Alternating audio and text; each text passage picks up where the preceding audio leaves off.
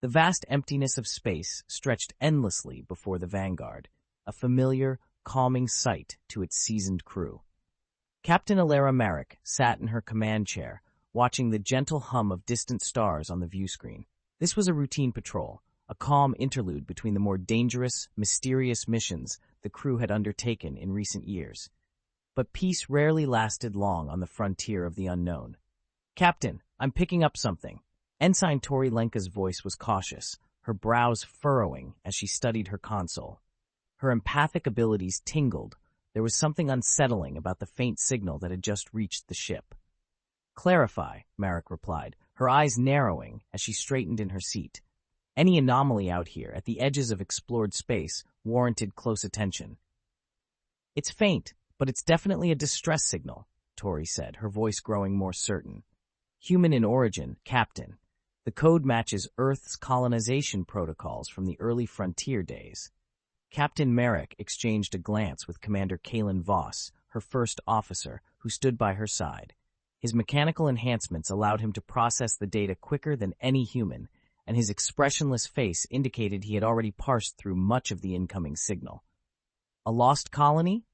Voss's voice was calm, but beneath the surface lay curiosity. The dates align with the timeline of several expeditions that went dark centuries ago. Marik's heart quickened. Colonies lost to time often came with secrets, sometimes dangerous, sometimes revolutionary. Either way, it was worth investigating. "Set a course," she ordered, her voice resolute. "Let's find out what happened to them." As the Vanguard shifted direction, the crew's curiosity simmered beneath the surface. They had faced unimaginable threats in the past, but this signal from a forgotten human colony stirred something different, a mixture of hope and dread. The journey to the signal's origin took several hours. During that time, Dr. Kira Orlis and Lieutenant Zora Callan joined the bridge, both eager to hear more about the mysterious colony. "Any further details?" Orlis asked, arms crossed as she studied the readout. "Nothing concrete," Tori answered. "The signal's degraded, but it's coming from the system ahead. No planet names in our database, so we're headed into unknown territory." Marik leaned back slightly. "Prepare for possible first contact protocols. We don't know what condition this colony is in." "Assuming they're still human," Kalen added quietly, his mechanical eyes glowing faintly. That thought hung in the air as the Vanguard arrived at the outskirts of the system. A barren star loomed ahead, surrounded by a scattering of dead planets and debris. At the heart of it was a single habitable planet, a place that seemed to hold on to life, though barely.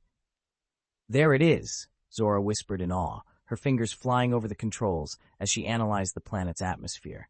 Breathable air, limited vegetation, and signs of life. Marik felt a knot tighten in her stomach.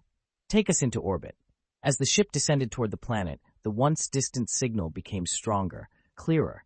The sound of distress calls echoed through the comms, voices from the past, desperate and pleading. But there was something else embedded within the signal, a garbled, distorted transmission that sent shivers down Marik's spine. "Captain," Voss said, his voice unusually tense. "The signal, it's been altered. Someone or something is piggybacking off the original distress call." Marik frowned. "Altered how?" "Splicing another message into the distress signal. The language is unknown," Voss replied, his fingers dancing over the interface as he tried to isolate the interference. It could be native to the region, or something worse.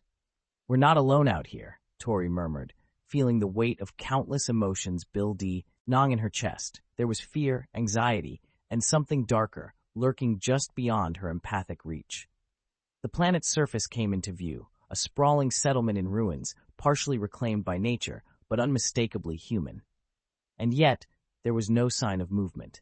Marik's pulse quickened. "Prepare a landing party." As the crew moved to ready themselves, one thing was clear. Whatever had happened to the colony, they were about to discover a dark chapter of humanity's distant past. The away team assembled in the Vanguard's shuttle bay, the quiet tension among them palpable. Captain Marik, Commander Voss, Dr. Kira Orlis, and Lieutenant Zora Callan stood outfitted for the unknown, their faces reflecting a mix of anticipation and caution. The shuttle engines hummed softly in the background, ready to take them down to the surface of the forsaken planet. As the bay doors opened, the shuttle eased out of the ship and began its descent toward the surface. The ruined settlement below slowly came into view, once bustling with life, now eerily still. New Avalon, Voss said, breaking the silence. According to the logs, that was the name of the colony. Marik tilted her head, eyes narrowing. Any records of what happened? Nothing after their last transmission, Voss replied. They lost contact with Earth almost 2 centuries ago. The colony was deemed lost, possibly due to natural disaster or war. Yet here we are, answering a signal. Marik muttered under her breath. Something doesn't add up. The shuttle touched down on the cracked and overgrown surface of New Avalon, its landing gear kicking up small clouds of dust. Outside, the settlement's towering structures loomed, their skeletal remains etched against the crimson sky.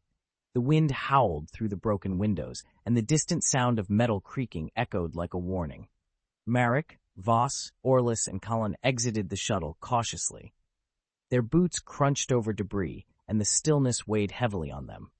Zora knelt down, examining the remains of what looked like an old street sign, half buried under the dirt. This place has been abandoned for a long time, but the infrastructure, it's advanced. Orlis, scanning the surroundings with her medical tricorder, frowned. I'm not picking up any life signs. Not human, anyway. Voss's eyes flickered as his enhanced vision analyzed the settlement ahead. There are no active power sources, but there's a faint trace of bio-augmentation technology embedded in the structures. Marik turned to Voss, her interest piqued. Bio-augmentation? The colonists used it to survive? That's what the logs suggest, Voss nodded. They developed it as a means to adapt to the harsh environment here, but it's more advanced than anything Earth had at the time of their departure. Orlis's sharp voice cut through the air. And if they advanced it to the point of immortality, like that signal suggested, then we have a bigger issue.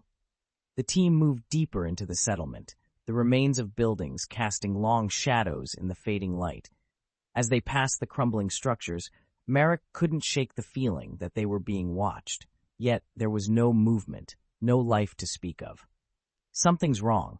Tori Lenka's voice crackled over the comms from the Vanguard. Captain, I'm detecting an energy signature coming from the north. It's faint, but growing stronger. It's almost like what? Marik asked, keeping her gaze ahead.